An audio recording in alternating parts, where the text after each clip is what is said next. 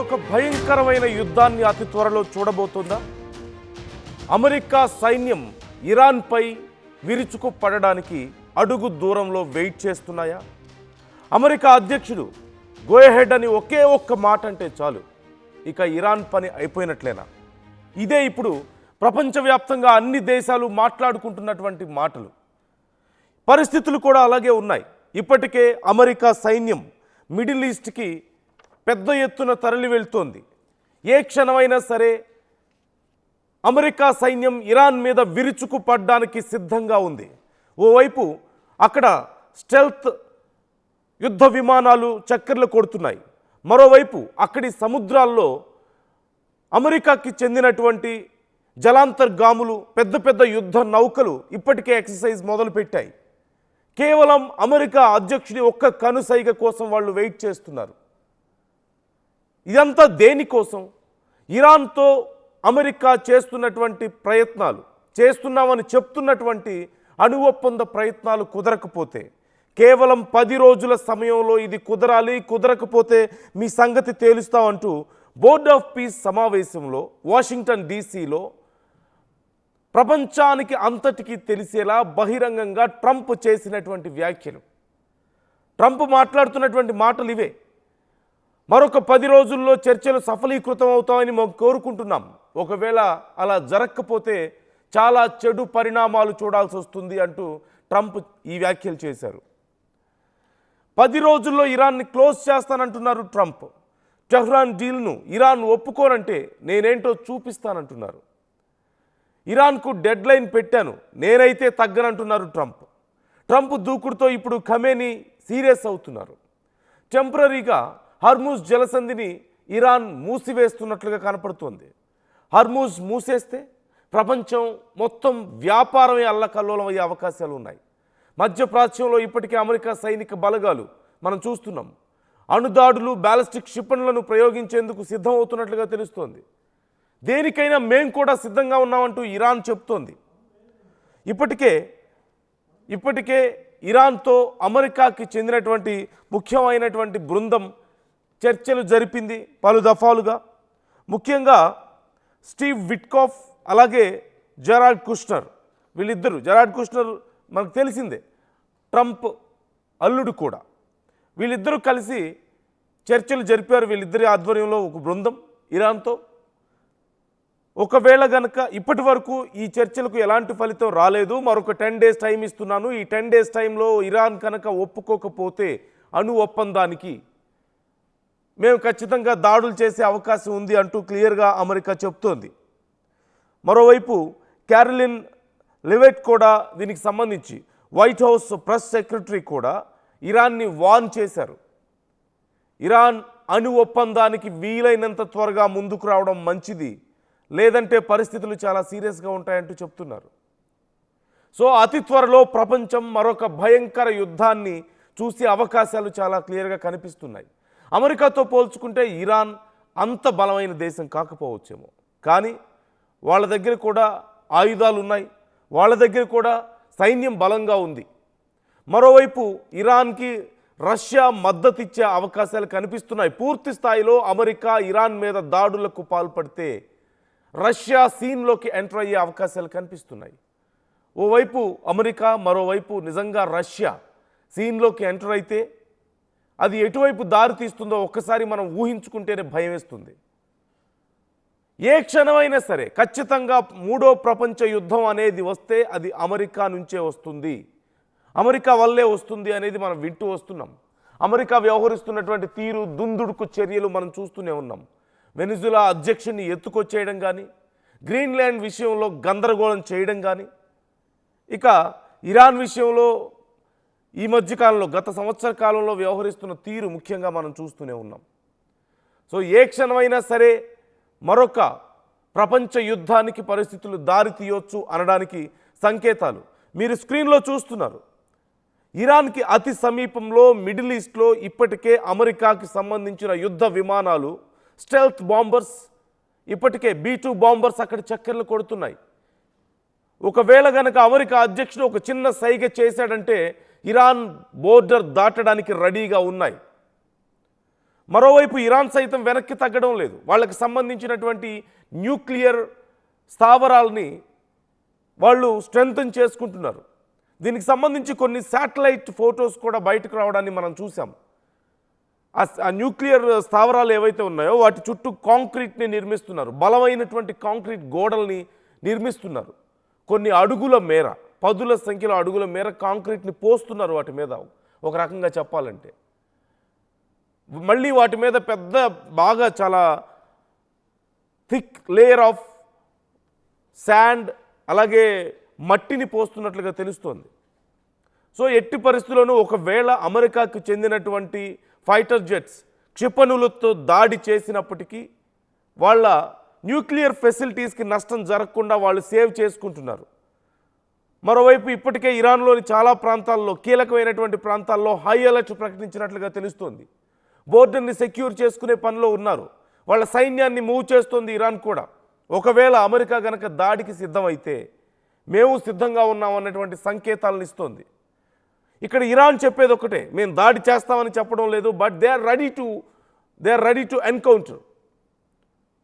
America నుంచి వచ్చినటువంటి చర్యకు, ప్రతి చర్యకు మేము సిద్ధంగా ఉన్నామంటూ వాళ్ళు చెప్తున్నారు. మరోవైపు రష్యాతో ఇప్పటికే సీక్రెట్గా చర్చలు జరుపుతోంది ఇరాన్ అంటూ కూడా సమాచారం అందుతోంది. ఇస్లామిక్ కంట్రీస్ సైతం చాలా సీరియస్గా ఈ ఇష్యూని పరిగణలోకి తీసుకుంటున్నాయి. ఒక ఇస్లామిక్ దేశం మీద ఇంత భయంకరమైనటువంటి దాడికి ఒకవేళ అమెరికా దిగితే మనం ఏం చేయాలి, మన స్టాండ్ ఎలా ఉండాలి అనే కోణంలో ఇప్పటికే చాలా ఇస్లామిక్ కంట్రీస్ డిస్కస్ చేసుకుంటున్నట్లుగా కనపడుతోంది. ఈ నేపథ్యంలో ఏ క్షణంలో ఏం జరుగుతుందో తెలియని ఒక ఉత్కంఠ, ఒక భయంకరమైనటువంటి సైలెన్స్ ఇప్పుడు కనిపిస్తోంది. ఈ 10 రోజుల సమయంలో ఏం జరగబోతుంది అనేది ఎవరికి అర్థం కావడం లేదు. ఓవైపు ఇరాన్ మాకు ఇంకా టైం కావాలని అడుగుతుంది, వీ నీడ్ మోర్ టైం అంటూ చెప్తోంది. But America is not ready to give the time.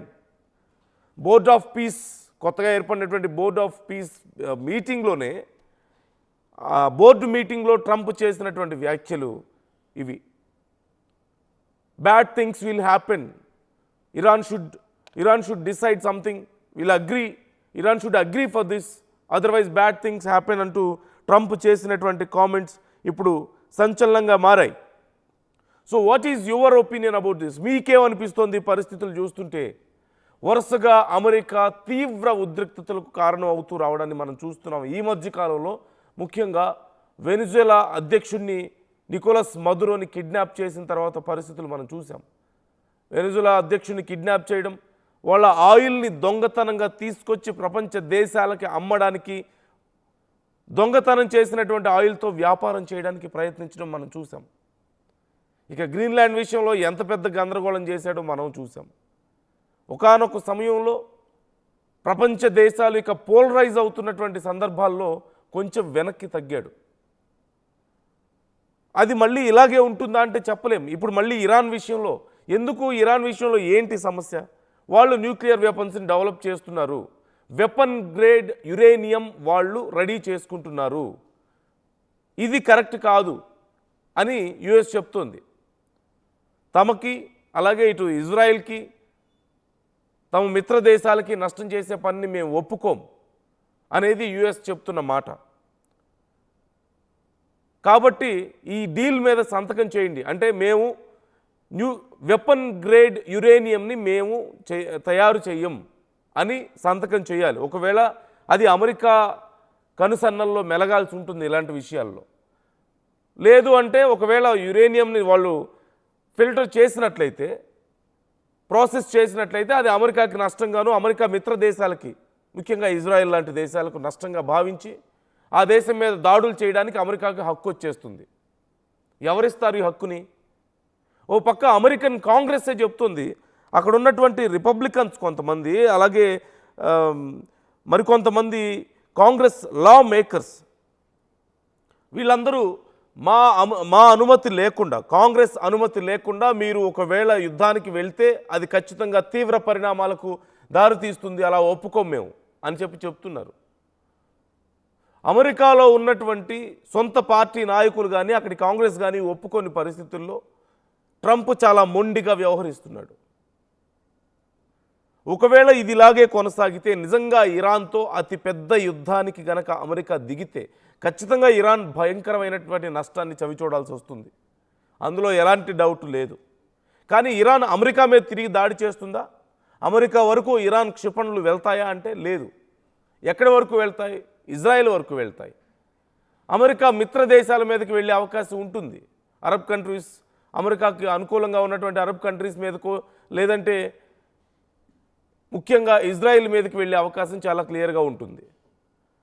ఇప్పటికే ఇరాన్కి చాలా సందర్భాల్లో ఆయుధాలని ఇచ్చినటువంటి ఇరాన్, గతంలో ఖమేనీ ఇజ్రాయెల్తో యుద్ధం జరుగుతున్న సమయంలో ఖమేనీ తప్పించుకొని పోయి దాక్కోవడానికి సహకరించినటువంటి రష్యా ఇప్పుడు మరొకసారి ఇరాన్కి ఆయుధాలను సప్లై చేసే అవకాశాలు కనిపిస్తున్నాయి ఒకవేళ యుద్ధం అంటూ వస్తే. ఇవన్నీ కాదు, ఇక పూర్తి స్థాయిలో ఇరాన్ని నాశనం చేయడానికి అమెరికా రెడీ అయితే ఓవైపు రష్యా సిద్ధంగా ఉంది. అమెరికా మీద ఎలాంటి దెబ్బ కొట్టడానికైనా సిద్ధంగా ఉన్నటువంటి చైనా కూడా ఈ విషయంలో ఇన్వాల్వ్ అయ్యే అవకాశాలు ఉంటాయి. Then just see what is going to happen అనేది మీకే అర్థమవుతుంది. ప్రపంచ అగ్రదేశాల యుద్ధాల్లోకి వెళ్తే అణు సామర్థ్యం కలిగినటువంటి దేశాలు, న్యూక్లియర్ వెపన్స్ కలిగినటువంటి దేశాలు యుద్ధాల్లోకి అడుగు పెడితే, పూర్తి స్థాయి యుద్ధం కనుక మొదలైతే ఎంత భయంకరంగా ఉంటుందనేది మనం చూడొచ్చు. ఇప్పటికే వాళ్ళ వార్షిప్స్ అబ్రహం లింకన్ లాంటివి వాటర్లోకి ప్రవేశించాయి. ఇరాన్ బోర్డర్కి దగ్గరలో చక్కెర్లు కొడుతున్నాయి. అమెరికాకి సంబంధించిన జలాంతర్గాములు ఇప్పటికే, సబ్మెరైన్స్ ఇప్పటికే ఇరాన్ బోర్డర్లో ఉన్నాయి.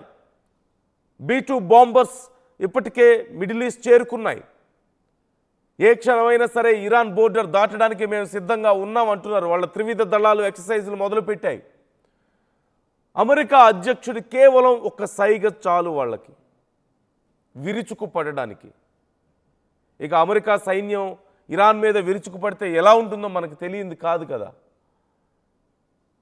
ఇరాన్ డైరెక్ట్గా యుఎస్తో తలపడే పరిస్థితి లేదు కాబట్టి యుఎస్కి మిత్ర దేశాల మీద దాడులు చేసే అవకాశం ఉంటుంది. మరోవైపు ఇరాన్కి సపోర్ట్గా మరిన్ని పెద్ద దేశాలు కలిసి వచ్చే అవకాశం ఉంది, ముఖ్యంగా రష్యా. ఒకవేళ అదే జరిగితే, పలు దేశాలు యుద్ధాల్లో అడుగు పెడితే పరిస్థితి ఎంత భయంకరంగా ఉంటుందో మనం ఊహించవచ్చు. ఇప్పుడిప్పుడే కొంచెం పరిస్థితులు నార్మల్ అవుతున్న టైం, ఇప్పుడిప్పుడే వెనిజులా అంశం తెర మీద నుంచి పక్కకు వెళ్తున్న టైం, ఇప్పుడిప్పుడే గ్రీన్లాండ్ అంశంలో కాస్త శాంతి చేకూరిన టైం, సైలెంట్ అయినటువంటి టైం ట్రంప్. ఇంతలోగా మరొక దేశంతో యుద్ధం, మరొక దేశంతో ఇలాంటి గందరగోళం. ఏదో ఒకటి చేయకుండా ఉండలేడా ట్రంప్? ఏదో ఒక దేశాన్ని ఇబ్బంది పెట్టకుండా ఉండలేరా? ఇక కొన్ని పదాలు మనం ఉపయోగించవచ్చు. ఇలాంటి వైఖరిని ఎలా చూడాలి అనేది కొన్ని పదాలు మనం ఉపయోగించడం ఇక్కడ కరెక్ట్ కాదేమో. But you can see he's going crazy ఒక మాటలో చెప్పాలంటే. ఈ మధ్యకాలంలో వస్తున్నటువంటి ఎప్స్టీన్ ఫైల్స్కి సంబంధించి మొత్తం తప్పుదోవ పట్టించడానికి, చర్చను పక్కకి నెట్టడానికి కూడా చాలా పనులు చేస్తున్నాడు అంటూ మనకు కనపడుతూనే ఉంది. మరోవైపు ఇరాన్లో కూడా పరిస్థితులు కొంత సర్దుమణిగాయి. అంతర్గతంగా ఒక అంతర్గత వ్యతిరేకత మనం చూసాం ప్రజల నుంచి. అక్కడ జంజీ రోడ్ల మీదకి రావడం, ఖమేనీ దిగిపోవాలని కోరడం, ఎన్నో రోజులుగా చేసినటువంటి ఆందోళనలు ఇప్పుడిప్పుడే కొంతవరకు కంట్రోల్లోకి వచ్చాయి. అవి ఆందోళనలు పూర్తిగా పోలేదు. ప్రజలేమి శాంతియుతంగా ఆందోళనలు విరమించి ఇంట్లో కూర్చోలేదు, వాళ్ళ పనులు వాళ్ళు చూసుకుంటూ కూర్చోలేదు. ఖమేనీ అణిచివేతకి చివరికి వాళ్ళు తలంచక తప్పని పరిస్థితి. అమెరికా సహాయం చేస్తుందనుకొని రోడ్ల మీదకి వచ్చి మాకు అమెరికా హెల్ప్ కావాలని చెప్పి అడిగితే, అమెరికా మేము సిద్ధంగా ఉన్నాం హెల్ప్ చేయడానికి అని చెప్తే వాళ్ళు ఇంకా రెచ్చిపోయారు. అమెరికా మాకు హెల్ప్ చేస్తుంది, ఖచ్చితంగా మాకు స్వతంత్రాన్ని తెచ్చిపెడుతుందని. తీరా చూస్తే ఇరాన్తో చర్చలు జరిపి ఎవరైతే తమని నమ్మి రోడ్ల మీదకి వచ్చి కొన్ని వేల మంది ప్రాణాలు పోగొట్టుకున్నారో వాళ్ళందరినీ మోసం చేసింది అమెరికా. ఓ పక్క ఇరాన్ ప్రజల్ని మోసం చేసింది, వాళ్ళకి మాట ఇచ్చి అవును నేను ఉంటాను మీకు సపోర్ట్గా అని చెప్పి చివరికి వాళ్ళు డీల్స్ కుదుర్చుకొని సైలెంట్ అయిపోయారే తప్ప వాళ్ళ ప్రాణాలకు ఎక్కడా విలువ లేకుండా పోయింది. కొన్ని వేల మందిని ఎగ్జిక్యూట్ చేశారంటే పరిస్థితి ఎంత దారుణంగా ఉందో చూడొచ్చు. కొన్ని వందల మందికి పైగా అక్కడ సైన్యం జరిపినటువంటి కాల్పుల్లో ప్రాణాలు కోల్పోయారు. జైళ్ళకి వెళ్ళినటువంటి వేల మందిలో ఎంతమంది బయటకు వస్తారో ఎంతమంది బయటకు వచ్చారో తెలియని పరిస్థితి. నంబర్స్ బయటికి రాలేదు, ఇంటర్నెట్ ఆఫ్ అయిపోయింది, ఎలక్ట్రిసిటీ ఆఫ్ అయిపోయింది, బేసిక్ ఫెసిలిటీస్ కూడా లేని పరిస్థితి ఇరాన్లో మొన్నటి వరకు. ఇప్పుడిప్పుడే కొంచెం పరిస్థితులు బెటర్ అవుతున్న సమయంలో మరొక యుద్ధానికి ఇరాన్ సంసిద్ధం అవ్వాల్సిన పరిస్థితి, అది కూడా అమెరికాతో. సో ఒక భయంకరమైనటువంటి అన్రెస్ట్ మనం చూస్తున్నాం. ఆ అన్రెస్ట్ ఎక్కడ ఉన్నా సరే అక్కడ ఖచ్చితంగా there is a flavour. He's like a salt. Trump became like ఒక సాల్ట్ లాగా అయిపోయాడు. ఏ కర్రీలో అయినా సరే ఒక ఫ్లేవర్ ఉంటుంది కదా, సాల్ట్. సో ఇప్పుడు అలాగే అయిపోయాడు ట్రంప్. ఎక్కడ ఏది జరిగినా, ఎక్కడ అన్రెస్ట్ అనేటువంటి ఒక సిచ్యువేషన్ వచ్చినా సరే అక్కడ ఖచ్చితంగా ట్రంప్ వాసనలు మనకు ఉంటాయి, ట్రంప్ ఫ్లేవర్ అక్కడ మనకు కనపడుతూ ఉంటుంది. ఇన్ఫ్యాక్ట్ ట్రంపే వాటిని క్రియేట్ చేస్తుంటాడు కొన్నిసార్లు, లేదా ఇండైరెక్ట్ సపోర్ట్. ఇజ్రాయెల్ యుద్ధం చేసినప్పుడు డైరెక్ట్ సపోర్టే ఇచ్చాడు, ఇండైరెక్ట్ కూడా కాదు ఇరాన్ మీద. ఇక ఒకానొక సమయంలో ఇజ్రాయెల్ డీల్ చేయలేని పరిస్థితుల్లో డైరెక్ట్గా B-2 బాంబర్స్ రంగంలోకి దిగడం, అమెరికానే ఇరాన్ మీద దాడులు చేయడం మనం చూసాం. కానీ ఈసారి ఇక ఇజ్రాయెల్తో కూడా కాదు, నేనే డైరెక్ట్గా దిగుతానని చెప్పేసి మళ్ళీ ప్రపంచ శాంతి దూతగా చెప్పుకునే, ప్రపంచ శాంతి నోబెల్ ప్రైజ్ కావాలని చెప్పేసి ఎంత గొడవ చేశాడో మనం చూసాం కదా. దేనికోసం నోబెల్ ప్రైజ్? దేశ అధ్యక్షుల్ని కిడ్నాప్ చేస్తున్నందుక, ప్రపంచ దేశాల్లో అన్రెస్ట్ క్రియేట్ చేస్తున్నందుక, టారిఫ్ల పేరుతో ప్రపంచ దేశాలను బెదిరిస్తున్నందుక, యుద్ధాలతో ఇలా ప్రపంచ దేశాలను భయపెట్టాలని, నాశనం చేయాలని చూస్తున్నందుక, ఆయా దేశాల్లో, శత్రు దేశాల్లో ఉన్నటువంటి ప్రజాస్వామ్యాన్ని దెబ్బతీయడానికి ప్రయత్నిస్తున్నందుకు. ఆఫ్కోర్స్ ఇరాన్లో ప్రజాస్వామ్యం అనేది పెద్దగా కనిపించకపోవచ్చు, కానీ ప్రజల జీవితాన్ని ఒక రకంగా అల్లకల్లోలం చేస్తున్నందుకు. Why? So just try to comment. మీకు ఏమనిపిస్తుంది? ఈ 10 రోజుల్లో ఏం జరిగే అవకాశం ఉంది? ఇరాన్ వెనక్కి తగ్గడం లేదు, టైం అడుగుతుంది చర్చలకి. అమెరికానేమో 10 రోజులు టైం అని చెప్తుంది, ఈలోగా కుదరకపోతే మేము దాడులు చేస్తామంటుంది. ఒకవేళ యుద్ధం అంటూ మొదలైతే రష్యా లాంటి దేశాలు ఇన్వాల్వ్ అయ్యే అవకాశాలు కనిపిస్తున్నాయి. ఇటుపక్క ఇజ్రాయెల్ ఖచ్చితంగా అమెరికా కోసం ఫైట్ చేస్తుంది, మరోవైపు అటు రష్యా ఎంటర్ అవుతుంది. దాని నుంచి మరోవైపు ఇరాన్ అమెరికా మీద కాకుండా అమెరికా మిత్ర దేశాల మీద దాడి చేస్తుంది. కాబట్టి మరిన్ని దేశాలు ఈ యుద్ధం ఇంపాక్ట్కి లోనయ్యే అవకాశాలు కనిపిస్తున్నాయి. దీనివల్ల చాలా దేశాలు యుద్ధంలోకి ఎంటర్ అవుతాయి. Then where it's going to lead అనేది ఒకసారి మీకు కనపడుతుంది, కనుచూపు మేరలో మీకు కనపడుతుంది. పరిస్థితులు ఇలాగే సీరియస్ అయితే 3వ ప్రపంచ యుద్ధం. అసలైన తొలి వెలుగు. ఫాలో వాట్సాప్ @తొలి వెలుగు official.